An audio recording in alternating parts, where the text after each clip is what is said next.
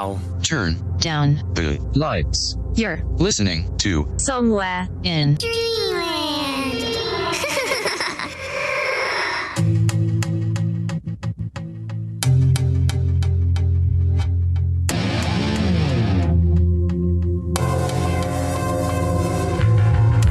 Welcome back, dreamers. I'm your host, Ken Mark, and you're listening to Somewhere in Dreamland.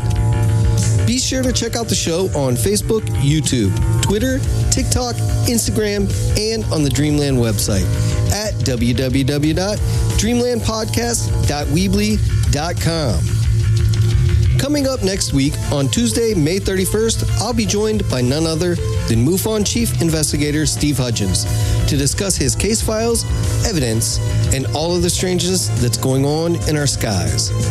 Then, on Wednesday, June 8th, I'll be speaking with Dr. Christopher Macklin about negative entity programming, abductees, archons, and the Galactic Federation.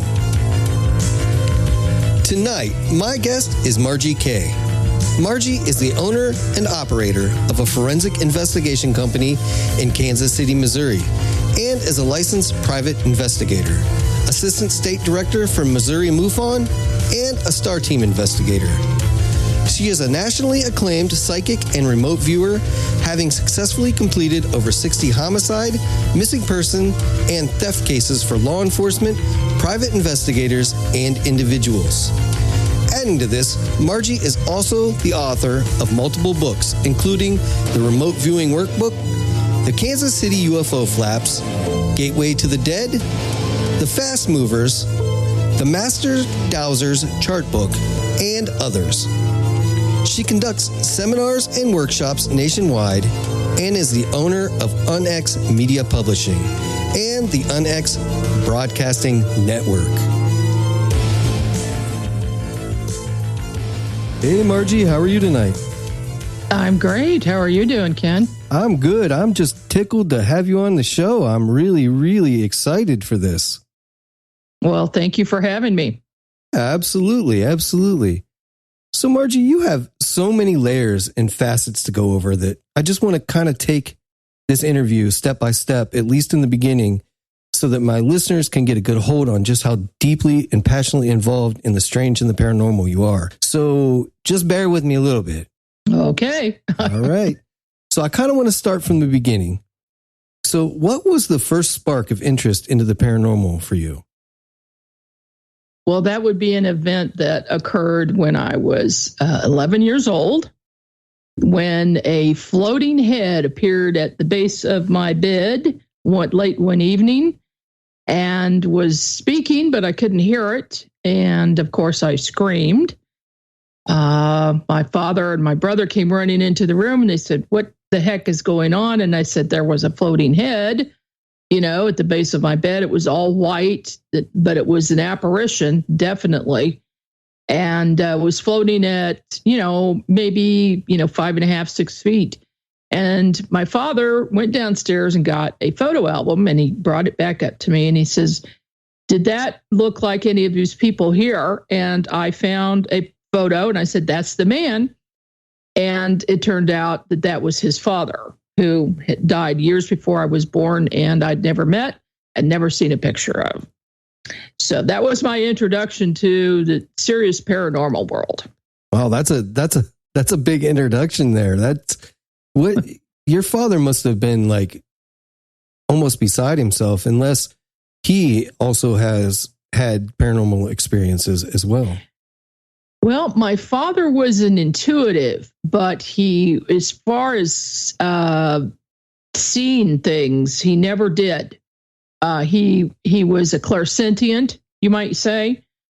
He never had all of the abilities that I do, but he also, and my mother as well, never stopped me or said I couldn't do something.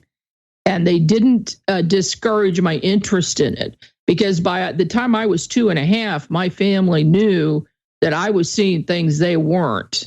And none of them said I was crazy. They would just ask a question, what does it look like? What are you looking at? And then by the time I was 10, they were giving me books about psychic phenomena and, so that I could better understand it. And when I was 11, my mother gave me a book written by Edgar Cayce, and I read that and I said, oh, I'm not the only one.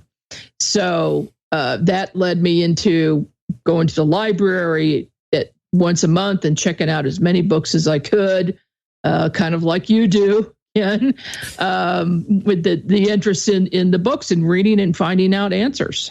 And when did you first find out that you had psychic abilities? Was it then when you were a kid? Yeah, oh yeah, it was before I was 3 years old. Oh wow. Yeah. I was seeing really cool. energies around trees and plants.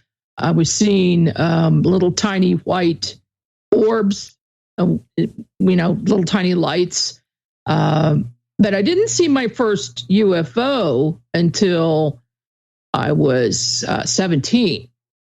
And then my entire family saw a UFO, and that got me interested in going down that path. But I eventually came to know that all of these things are connected, and that I was guided to look at certain things and pay attention and learn certain things along the way, and was much, much later in life when I actually met an ET. And, it was such a shocking experience that I didn't really know what was going on. But that ET happened to be Valiant Thor. Oh, wow. And I didn't know who he was at the time. And it was in 1985 in Seattle, Washington.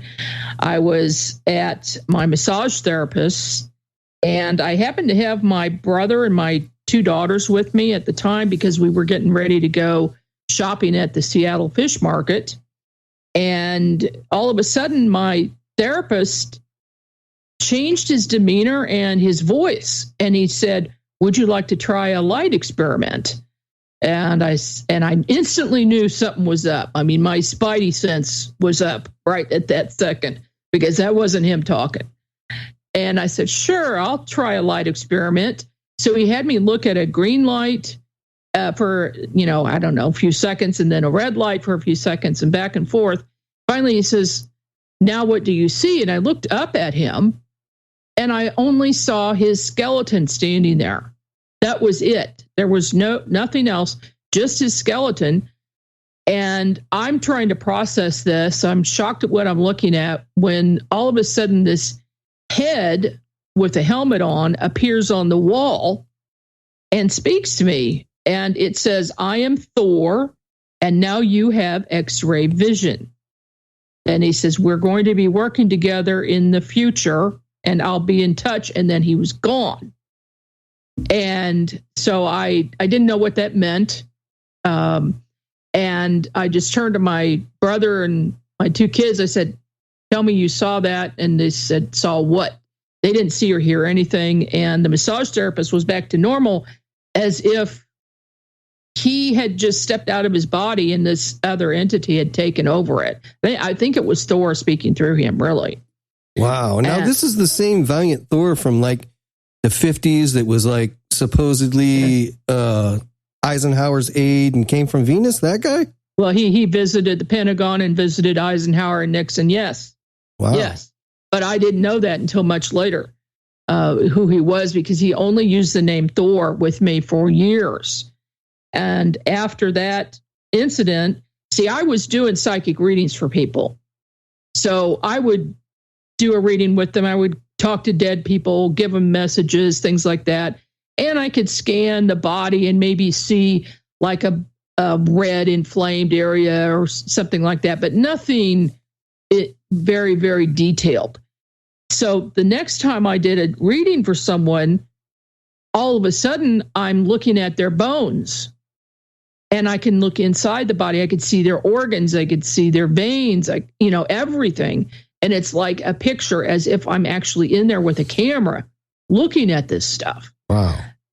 And that just increased over the years, the intensity of that, and the ability to do that just increased. And then, and I got other abilities as well along with it that Thor and other beings are, I feel, responsible for. They I asked, why are you helping me? And he said, we choose certain people who have reached a level of consciousness that can deal with this stuff. And the purpose, my purpose in life, he told me, is to help raise consciousness of the planet. So that's my deal, and that's why I do everything I do. Wow.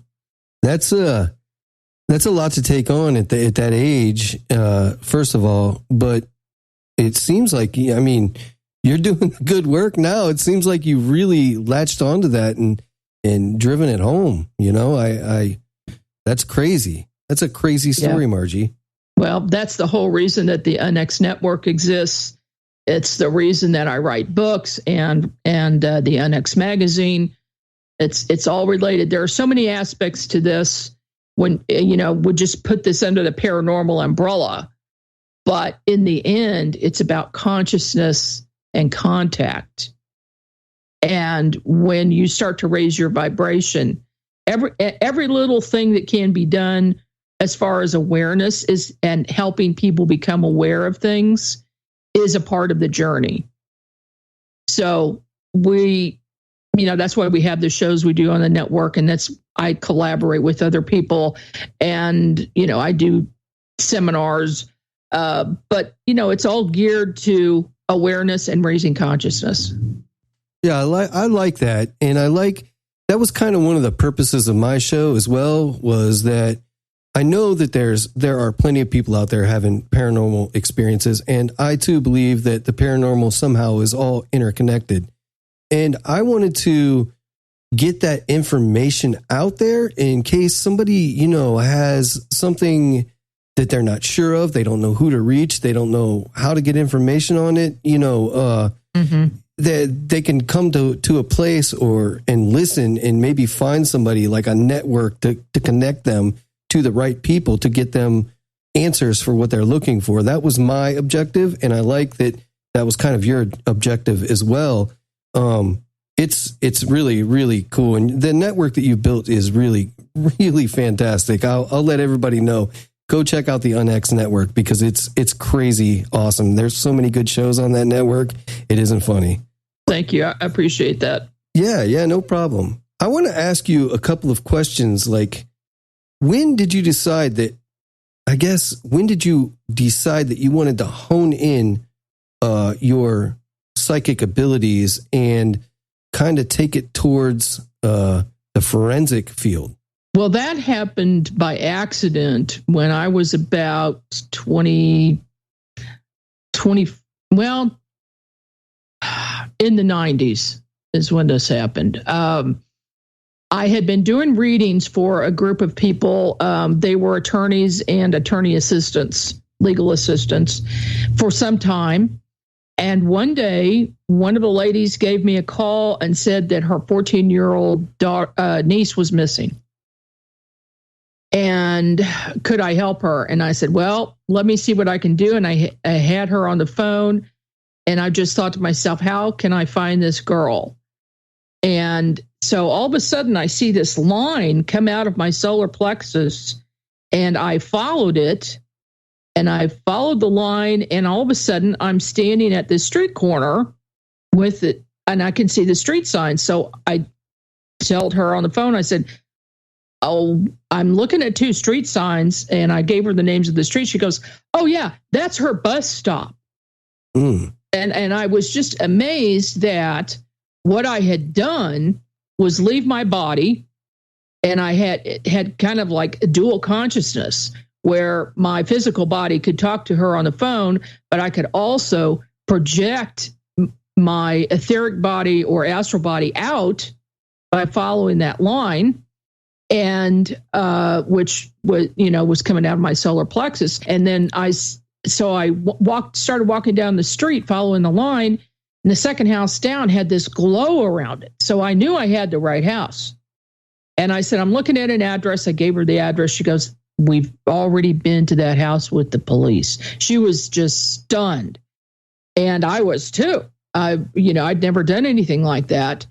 And I said, well, there's a reason I'm here and I need to take a look. So then I was floating up, following this line up over the house to a shed in the back.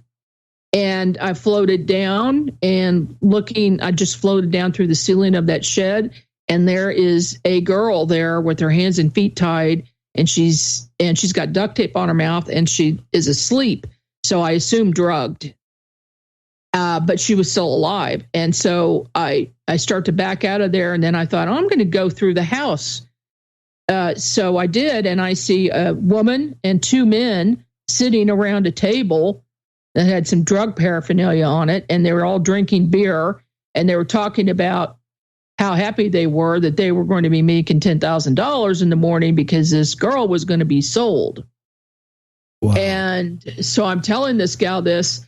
And she says, the police already went there. They questioned the person. And the reason they suspected them was that this 30-year-old had made friends with this 14-year-old girl. And they thought that was very odd, which it is odd. And so she said, I'm going there right now. She hung up the phone, called me back 2 hours later. What she'd done was she called the detective who was working on the case. She told him, she didn't tell him anything about what I said, but she said, I know she's there. I'm going back to that house. And he said, I wish you wouldn't, but if you insist, I'm going with you. So he met her there. This time, instead of just standing outside talking to them, they went inside the house. They talked to the people and they said, can we go out back and take a look in your shed? And they said, okay. And they found the girl. So those three people were arrested, and they were indeed selling her into white slavery the next day. She was going to be taken out of the country. So that was my first introduction to remote viewing in my own way. Of course, I hadn't taken any classes in it. I didn't even know about remote viewing at that time. And so I have perfected that method, and now I teach others how to do it. Wow, that had to be. Here's what I would think. If I were in your situation and that all happened to me, I would be, number one thing I'd be worried about is the police thinking that I had something to do with it. You had to have to be on your mind a little bit, right? Well, I do not ever call the police when there's a missing person. I don't ever call them and say, hey, I'm a psychic and I can help you. They find me themselves. It's either someone they've worked with that said something, or they get online. And if they call me, that's when I'm not going to be accused of knowing too much. But yes, I do know psychics who have done that. And they'd say, well, they arrest them because they know too much. Yeah, it's a scary situation. I mean, it is. I think that you're right by doing it that way. I mean, I wouldn't want that on me, and it's hard enough that you've got to, when you put yourself out there, that you go kind of through this and you see what you see on top of it. And I'm sure that you get some of those emotions as well from those people that are missing or whatever. And that's got to play with you too a little bit. Yeah, I have to stay as detached as possible. Otherwise, I can't get the job done. And that's why I really prefer working with law enforcement instead of the family. But in some cases, I don't have a choice. I have to work with a family member because the law enforcement is not open to that. And so they're desperate and they call me. But I have learned to block that to a good degree because I have to remain away from the emotional part of it in order to see what's happening. Sure. Do you believe that all humans have gifts or psychic abilities to some point, or have had them and lost them over time? We all have the ability. We all have the same physiology, the same part of the brain that is responsible for this, which is mainly the pineal gland. And it can be woken up. So anybody can learn how to do it. But the more you use it, the better you get. Okay. So, a person who meditates consistently is going to be much better at it. Somebody who dowses or does energy work or anything like that is going to be able to pick this up much faster. All right. So you are part of the Mufon Star team. And what in the heck is that exactly? Well, it's a group of investigators within Mufon who have proven themselves to be good investigators and have had experience. And then we are deployed when there is a landing case or with physical evidence left behind, because we know how to collect that evidence and interview the witnesses. Okay. So it's just a little step above a standard investigator. All right. Makes sense. So when you're out investigating a case for Mufon, how do you go about verifying like the events that have been reported, and how often do reports end up being misidentifications as opposed to like legitimate claims? Oh, well, there's a lot of misidentifications. We've got the Starlink satellites. We've got Venus, which is the most reported UFO ever. Things like that are mundane and can be explained. Helicopters, planes. So when we do an investigation, we rule out every possibility that there is. And there's a lot to it. There's a lot to an investigation. There are pages to one investigation. So we're going to look up the weather. That's got to go in every report. Look at Flight Radar 24 so that we can see if there were any balloon launches, any planes, any helicopters at the same time and the same direction that the witness saw it. We're going to look at video, and hopefully witnesses get video. And I say to anybody listening, if you see a UFO, get your cell phone, put it on video, turn it sideways, and stand as still as you can. That's when we get the quality stuff that can really be analyzed. Anything that's moving around a lot, or if there's if it's just a poor quality, it's not going to work. The other thing you can do, just as a suggestion, is you can go into any cell phone in the settings and set in the camera settings.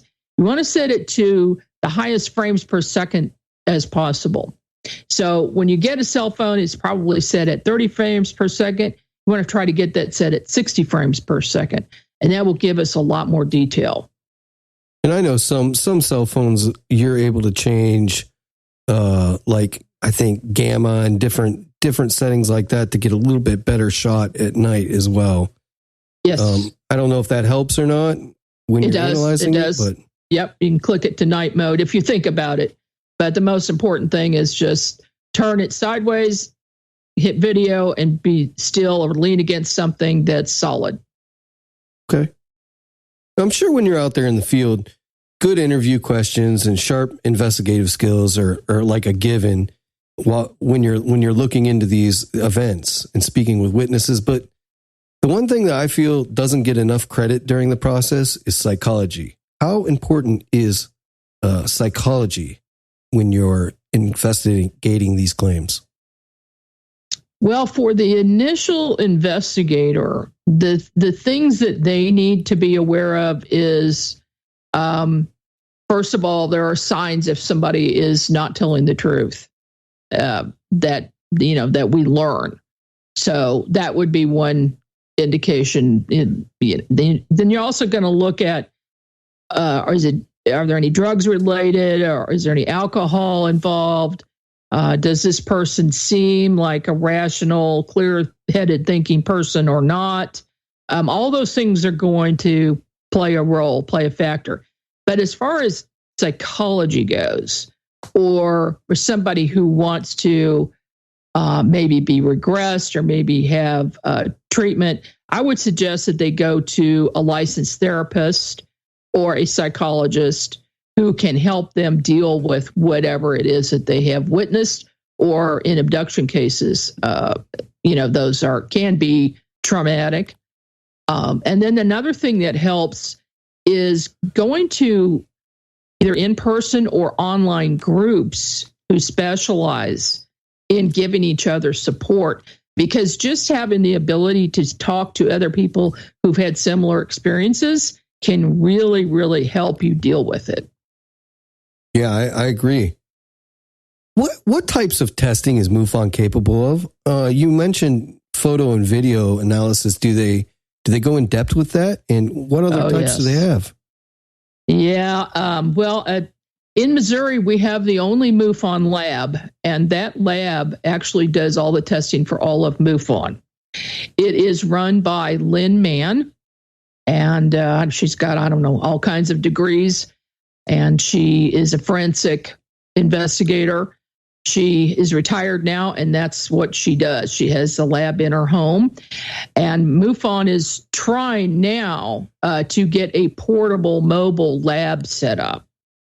So we can do DNA testing now, limited DNA testing, can check fingerprints, and several times, especially in one of my cases, the fingerprints were not human.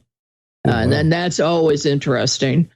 There are many things that can be done. They can check for substances, for metals, check soil. All kinds of things can be tested in the lab currently, but it really needs to expand.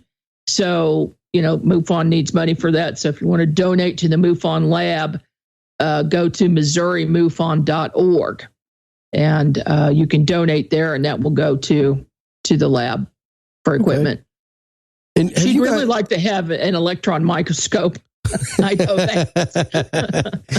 I'd like to have one of those just to sell her. Yeah. They're not cheap. No, not at all. So you mentioned DNA. What have you guys ever gotten anything strange on the DNA spectrum there? Yes. Oh, nice. Can't talk about it. Okay, no problem. But the answer is yes. Okay, I figured. So what types of evidence have you collected personally throughout your years with MUFON? Oh, boy. I've got the non-human fingerprints. I collected evidence from a case that involved a landing and ETs fighting each other in the trees. And so I had the tree analyzed in 2 different places. And one analyst said something happened to this tree that was a burst of energy like microwaves, was his guess. Because it was completely abnormal what happened to it. It was burned on the inside, basically. Wow. But not the outside. So, yeah, they knew something had happened to that. What else? Some vegetation where one of the witnesses saw some type of sparkles coming out of a UFO that was hovering above her house. And in this one area, the trees and the bushes, the leaves curled and discolored as well, and they fluoresced in UV light. So I knew something was going on with that, because the vegetation outside of that circle was perfect, with nothing wrong with it at all. In another case I worked was actually a cattle mutilation case, which could have been UFO related, in Kansas City up by KCI Airport. And I took soil samples from underneath where the cow had been, where this cow had actually been dropped from above, which even the veterinarian said had to have happened because the ground was indented 2 inches underneath it, and it was hard ground. So the rancher and the veterinarian said that cow had to have been picked up and dropped. Yeah. Anyway, he had scooped it up with equipment and moved it away because the gate was close to the street, and he had to get it out of there, which was good because I was able to get soil from inside the area and then 30 feet away, and I had that tested, and it came back as hydrophobic. So it would not absorb water, and the only way for that to have happened is if it had been exposed to extreme heat. as in microwaves or something else. Yeah. So that was highly unusual. I see stuff like that a lot as an investigator. Now, the average person is not going to see it, is not going to hear about it. But when you are investigating all the time, you start to see trends and things, commonalities that repeat themselves over and over. Yeah, I bet you do. And those are things that you really have to pay attention to while you're out there, I'm sure. Well, it's a never-ending learning process. Let's put it that way. Yeah, I was just at a conference, right? Yeah, I mean, I was just at a fire investigator conference this last weekend, and I learned a lot that I can turn around and use that in my UFO investigations. That's awesome. So there are so many cases and stories out there of UFOs and ETs even, like seemingly blinking in and out of reality or disappearing and reappearing right in front of witnesses. In your opinion, how are they able to do this? Well, in my opinion, what we're dealing with is a multi-dimensional factor. I've seen it myself. I've seen a portal open, and it's usually accompanied by a flash of light, and then a portal opens, and something comes in or goes out, and then it closes. And people have reported actually seeing that. They see something swirling, or they see a window, or they see a flash of light, or they see what they talk about as looking into another room or another space that doesn't look like the space around them. Sometimes it's like a wave, like a heat wave, only it's kind of blue and shimmery. In all cases that I've heard of so far that have reported to me, it's a blue shimmer. And I've also seen that as well. And then the next thing you know, there's a UFO flying by, or there's an ET standing there, something like that, or something else weird like a fairy, And I think all of these things are interdimensional. They're coming into our dimension for a minute, and then they pop back out, and they go back to fifth dimension, sixth dimension, whatever it is. And a lot of these craft as well are moving so fast, unbelievably fast, like 8,000, 12,000 miles per hour. That's what my book, The Fast Movers, is about. That they're too fast for the human eye to see, but with video, we're able to capture them and then put the each frame together so you can see the path of the UFO. And then in some cases, if you have a frame of reference, if there is a building or telephone pole or something, if we have two pieces of information, we'll be able to determine the speed and the distance of the object. So that part to me is fascinating, and that has to do with some of my more recent research and working with others who are coming to the same conclusions, that these fast movers are interdimensional, and they're just so fast that they're not seen by the human eye. And in fact, except me and others like me do see them with the naked eye. And that comes from our level of consciousness and awareness and psychic abilities. So I see them, and especially while I'm outside, not inside the house, but a few times there's something moving inside the house. And a lot of people think these things are floaters, or it's something to do with their eyes. But I want them to think twice about that. It could be something interdimensional moving in and out of dimensions. How big are these fast movers usually? Well, the largest one that we've been able to measure was 86.5 feet wide. Oh, wow. That's big. That's really big. It's not big when you're thinking about a giant mothership or something, but okay, yeah. And it's difficult to capture these things. Of course, we're getting more and more all the time, and we've got a Facebook group called The Fast Movers. And so people from all over the world now are learning these methods that we show them, and they're able to capture them on film and then share it. It's just fascinating. Yeah, for sure. And you first noticed the fast movers during the Kansas City flap in, what was that, 2019? Is that right? Well, I first started putting the pieces together. I'd been noticing them all my life, but I didn't know what I was looking at. 2019 was a big deal. There were 3 large white objects that hovered over Kansas City for 6 hours in the middle of the day in different locations. And various people submitted reports. I think we have 8 or 9 reports that were submitted to Mufon, but on the news, they were calling, thousands and thousands of people were calling all the news stations. And that case, the DARPA issued a report on Facebook after everybody was going crazy. What are these things in the sky? I'm getting pictures. What are these gigantic things that look like orbs floating over Kansas City and not moving, by the way. They were not moving at all. They were staying stationary. So DARPA issued a statement that said that, I think the day before, they had released some high-tech, top-secret weather balloons from Pennsylvania.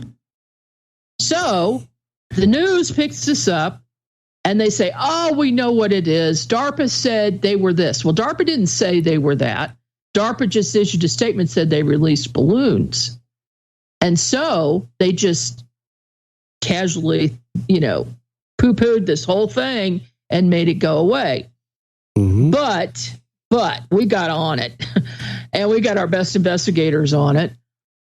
Wayne Lawrence was our chief investigator in Missouri at the time, and he is a video analyst, and he knows trigonometry, and he started capturing and taking a look at some of the videos from these people who were reporting. And lo and behold, in the video, you see this large object and fast movers around them. So it was as if these other fast-moving objects were flying around the bigger objects.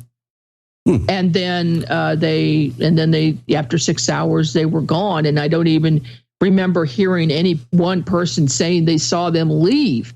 We have no reports of anyone seeing them arrive or leaving. Interesting. Yeah, we still don't know what they were. Well, there's a few problems with the story to begin with. First of all, they hung around for 6 hours and in different spots. And second of all, they were stationary. They weren't moving with the wind currents or anything like that. Right. Wow. Right. But then you factor in, see, as much as I believe the paranormal is all interconnected and works together, I think that, government agencies, DARPA, the news, anytime there's a sighting, they're all working together too. Well, I think that it is entirely possible that DARPA has a top secret balloon that is manually controlled and can be stationary, even though there's no visible propulsion system on the outside of these things. But who knows what they've been able to develop.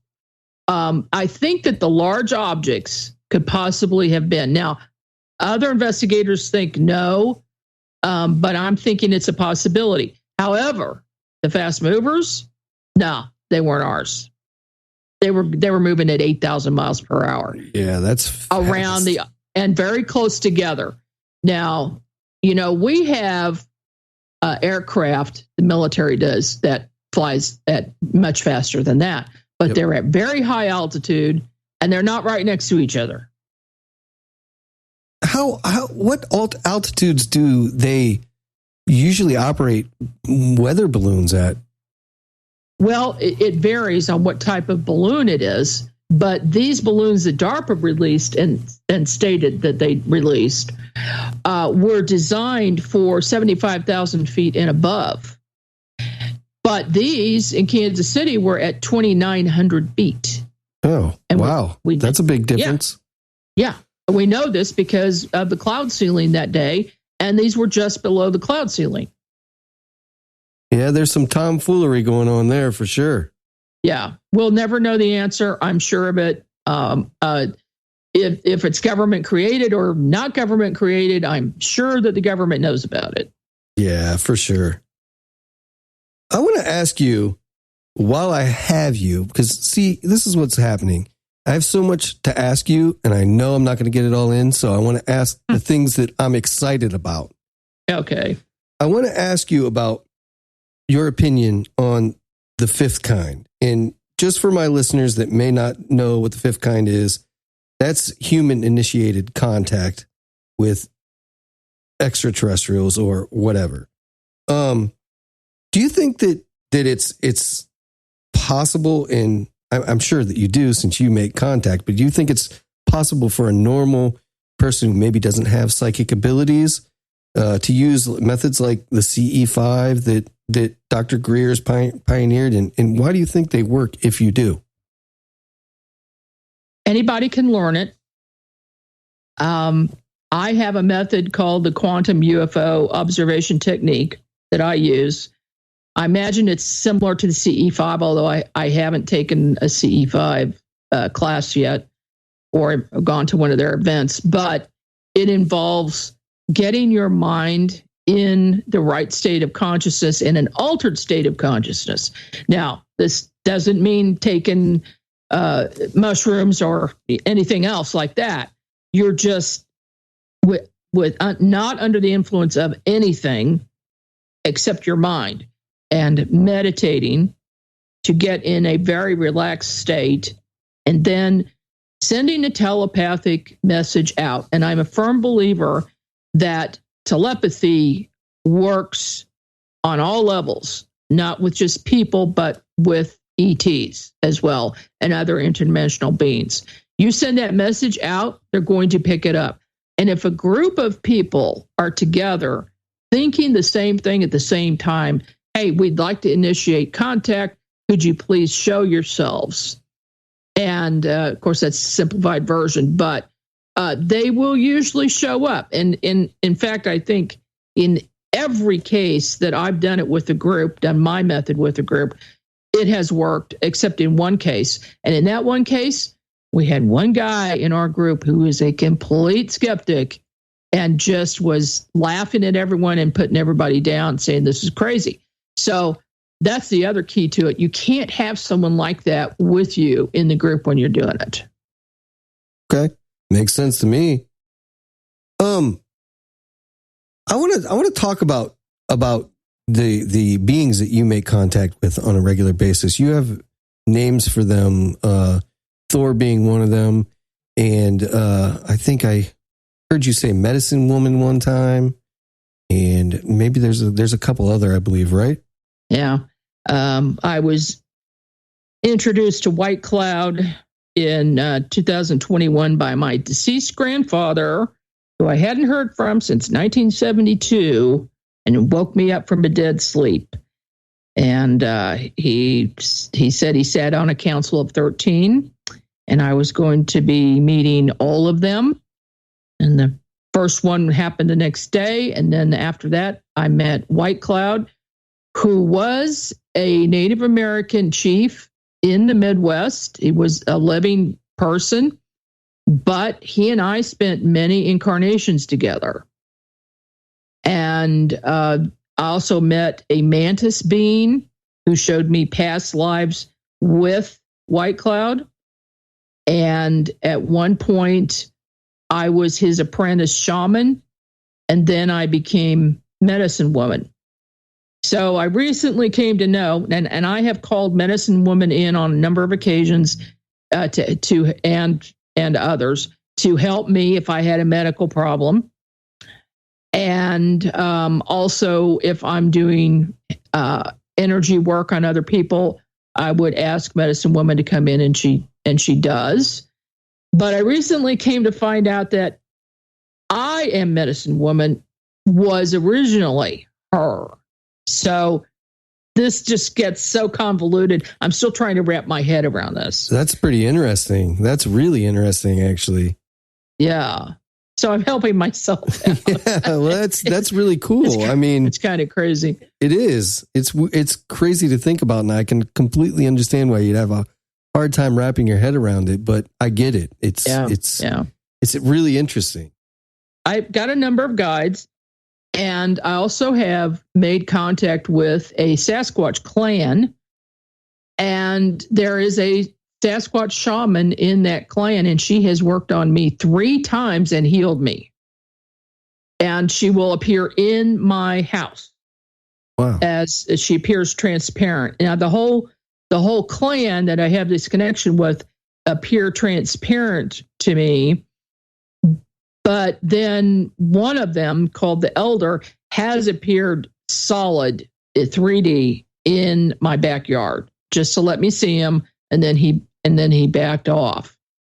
And that's another book coming. Oh, awesome. Let me tell you. Great. That's exciting. What do you think? What are Sasquatch? Do you believe that they're you obviously don't believe that they're flesh and blood, like a lot of people do. And I tend to think that they're either spiritual beings or interdimensional, and I think that's kind of the same thing, really. But what are they? I think they're interdimensional. Well, they've told me this, so I believe it. And when they come into third dimension, they can materialize as a 3D being. But then if they feel in danger, they can phase right out into fifth dimension, but they can still be standing there watching you. And you walk right by them and not see them. I've heard several people say that they've just blinked out, almost like we were talking with the ETs and stuff. They're there 1 minute. Sometimes people shoot at them and they're there 1 minute and then gone the next. And it's crazy to think about. It's another notch in the belt of these things are all connected, I believe.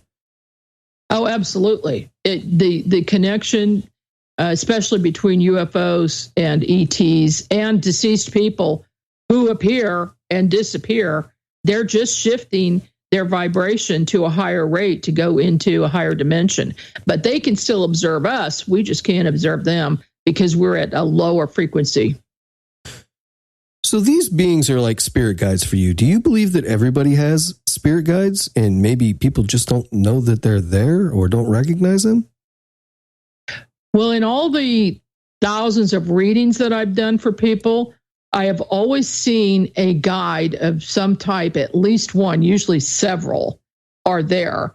Now, some of them are close to the person, standing close to the person.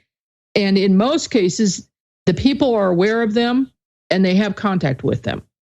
But in cases where the people are not aware of it, these guides are standing back off in the distance, but they'll come forward if the person asks them to and is aware that they're there. So the more contact that person has, either through a medium or by themselves, the more help they'll get, the better their communication will be with that person, and they'll let them know that they're there in many different ways. Usually what I see is that the person on the other side is whispering in their ear, saying something in their ear. And so then that person, they may hear it, or they may just think they came up with an idea to do something. And that is usually given by a loved one who has crossed over, who is a guardian of sorts. And what's interesting is in some cases, I'll see a family guardian that this person has never met because they go generations back, but they're the guardian for the family. They've assumed that role. Got you. That's really interesting there. So the best way to go about contacting like a spirit guide of yours is to simply just ask for the contact. Is that what I'm understanding? Yes, absolutely. You just meditate and just ask for any benevolent guides that are with you to make themselves known in some fashion. And sometimes they'll go as far as turning lights off and on. or a radio off or on, or you might even hear a voice. And just keep at it. You know, if you are not having luck that way, just keep at it. You might also try dowsing with a pendulum, and they can answer you that way through the pendulum. Do they ever come to you, people in dreams, in the dream state? Yes, they do. Not as often as when I meditate, but for most people, they come in the dream state. Okay. And they do it that way because it's less scary for the person involved. They think of it more as a dream than something real. And so they're not as afraid. And then as time goes on, they might come to realize that, hey, you know, this guide is trying to tell me something important, like, oh, I need to go to the doctor, or I need to get my car checked because something serious is wrong with it, something like that. If they keep having a recurring dream about those things, and they may or may not see that guide, that's a guide trying to help you out. Makes sense to me. I mean, I think that just like lots of things in the paranormal field, I think that people have contact and paranormal events happen in their life, and they just don't see it as that. And I think that what you're doing by trying to raise people's awareness is I think it's spreading, and it's happening. It's the beginning of everything, but I think that people are finally starting to catch on in 2022 that there's something else going on out there in whatever factor it is. I agree. More and more people are becoming aware that there's a lot more going on than they previously realized. And what's nice, I think it's really cool, is that even older people now are waking up, you know, so to speak. We call it the Great Awakening. And everyone that I know that's in this field is saying the same thing, that more people are waking up than ever. And so, I mean, you know, this trend, we can only hope continues, because once you are aware that you are connected to everything in the universe, it changes your entire life. It changes your relationships. It changes your attitude, and people become calmer and less aggressive and less angry. Yeah, I agree with that 100%. 100%. So I want to get into winged aliens with you, because you wrote a fantastic book about winged aliens, and it has become one of my favorite books. So there have been everything from pterosaurs to pterodactyls to enormous eagles, even Mothman-like entities, and tons of sightings of these creatures that are actually still happening to this day. And one of the cool sightings in your book is a Mothman-like being in my hometown of Canton, Ohio, and the guy actually saw it twice. And I think it's really cool because these sightings usually have super credible witnesses and lots of different witnesses. What do you think is going on here? Do you think these could be like time slips, or are these creatures accidentally flying through some portal, or is it just simply a bleed through from another dimension? What do you think is going on? You know, honestly, I'm still trying to figure that out, because there are just so many possibilities, like you mentioned.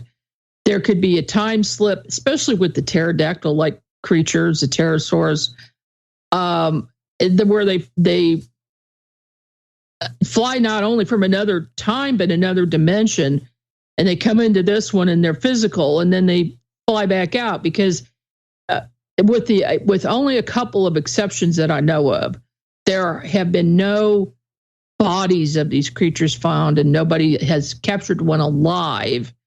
And usually there's only one or two people seeing one of these at a time. For instance, there was a sighting in Independence off of 291 Highway where this gentleman pulled off to the side of the road because he could not believe he was looking at a pterodactyl flying high on the currents right above the highway. So he pulls over, gets out of his car, he's looking up. He said not one other car had pulled over to look at this thing. And so does that mean that only he saw it? Does that mean that it was a higher vibration being from another dimension and he just happened to be in a state of mind at that minute to see it? There's more questions than answers about these things, but there's some connection with ETs, and hence the name of the book. In a few cases, there's been an ET connection. In one case in particular that I can cite is a woman in Sugar Creek, Missouri, saw what she thought was a large hawk, and it just looked like a real hawk, only big. And so she kept her eye on it, and as it flew, it actually morphed into a silver disc UFO and shot off at an incredible rate of speed. So what the heck? Does that mean that some of the UFOs we're seeing are cloaking or morphing themselves into a shape of a creature so that we don't think we're looking at a UFO? That we don't pay attention? Yeah, or a screen image. It's, so we're not paying attention to it. I don't know. I don't know the answer to that. We've got to get a more film evidence of this stuff, which is extremely difficult. There's a little bit out there on YouTube. There's one really good film. I can't remember the name of it, but I know it's mentioned in my book, where this guy got a picture of a flying pterodactyl, and there's no question what it is. And and everybody that has told me what they've seen, they say there's no question it was Mothman. There's no question in my mind it was a pterodactyl. There's no question it was a fairy. Whatever it is, these people are deadly serious, and they all seem to be very credible witnesses. Yeah, it's crazy. And I think you said something really important there. In the beginning, you said that, the guy that pulled his car over and saw this thing, but nobody else seemed to see it. Was he at a different, a higher vibrational whatever, and was able to see it, but nobody else was? I've had Tobias Whalen on my show a few times, and we kind of go off on a tangent and discuss this and that, And one of the things that he said to me was a lot of the sightings for like the Chicago area Mothman that he's been looking into lately are people that are on their way to work or whatever. And he says, you don't realize it, but when you're on your drive on your way into work, and you're actually in a meditative state, because sometimes you get to work and you don't realize you don't remember getting to work or the drive. And he said that's when people are seeing this thing, and it's very important that you said that, and I think that needs to be looked at. I'm glad you said that. It's called road hypnosis, and that's when I see most of my stuff too. Isn't that interesting? Yeah, it is. It is. And we're just doing a routine thing that we do every day, so we're kind of like on autopilot. So then we're more aware of other things. Yeah, for sure. It's I think that needs to be explored more. I really do, and I think that once it is, we're going to get a couple more answers, to the puzzle. Yeah, absolutely. So you said something in your book that I found really cool, and that was that you remember seeing in an old magazine, a picture of, this pterodactyl that these guys had shot down or found. Yeah. I remember seeing this picture too. And I think I saw it. Yes. It's like almost like a Mandela effect thing, because when you said that, I remember that picture too. Like, I don't remember where I saw it or anything like that. I just know that I have seen that picture. And it's really cool that you said that in the book. Yeah, but nobody can find it now. Nobody can find what magazine it was in. But, thousands of people think that they saw it. So what's going on here? Did we go down a different timeline or something together? It's crazy. It is crazy. It's crazy to think about. And that's another aspect to the whole thing, is another reason why I believe this whole thing is connected somehow, because that's just a little nugget of the Mandela effect, which I don't believe in a lot of the Mandela effect, but there are a few of them that have me scratching my head, and I think that that's another nugget into this whole paranormal picture there. Yeah, you're absolutely right, Ken. I agree. Well, hey, Margie, I know that you're an incredibly busy person and you got a ton on your plate, but what's going on next for you? Well, we've got something really big planned coming up, and it is a paranormal organization for professional paranormal investigators. And so we don't have all of the details ironed out yet, but there's going to be a lot of opportunity for taking classes and education and certifications.